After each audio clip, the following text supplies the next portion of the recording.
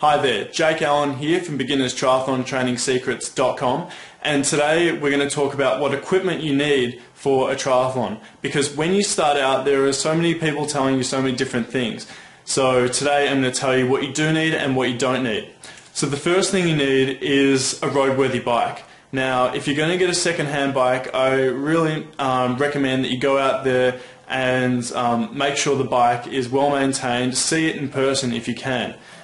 Because I've seen, people who have got second-hand bikes and they have not been well maintained, and it's caused some problems. So that's tip number one. Tip number two is that the bike does not have to be expensive. When I started out, I started out with my mum's 20-year-old road bike. I think it was 25 years old. It was a really old road bike. It was like lead. It was about 14 kilograms or something like that. I don't know if that's an exaggeration, but it was really, really heavy.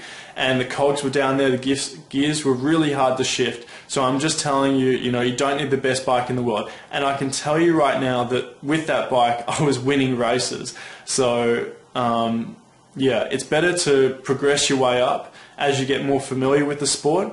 And there's no point in spending a lot of money there. The next thing you need is a helmet.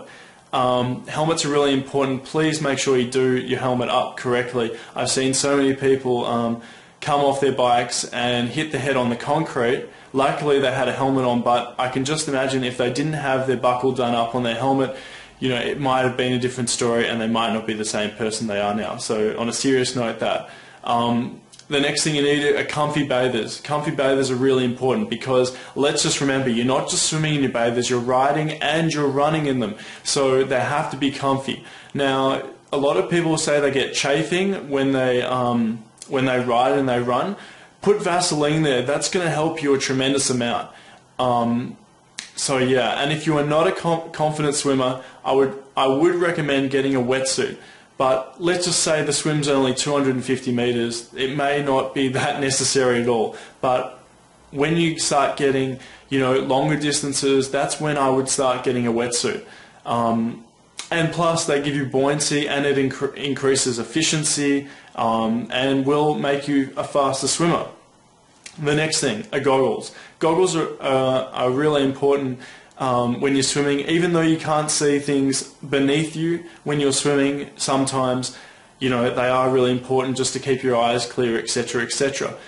One thing I would say, a lot of people when they do triathlon, their goggles get fogged up a lot of the time. Now to prevent this, just put a little bit of saliva in the goggles before the race. This is just prior to the race, and then wash it out with a bit of seawater or whatever, just to make sure that the goggles are clear, and this should prevent any fogging up while you're swimming. The next thing you need are runners. Now a lot of people get running shoes.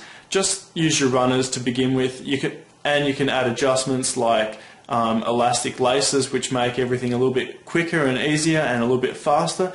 But to begin with, just stay with your running shoes. Now, the only thing I have with that, only thing I want to say is make sure your running shoes are in good condition, because sometimes running shoes that are not suited for you, that are too old or have been worn too many times, can be bad for your feet and it can cause injuries. So that's all I've got to say. I hope these tips help, and if you want any more information, go to beginnerstriathlontrainingsecrets.com. And you'll find a whole lot of information there. So thanks a lot, and I hope you enjoyed it.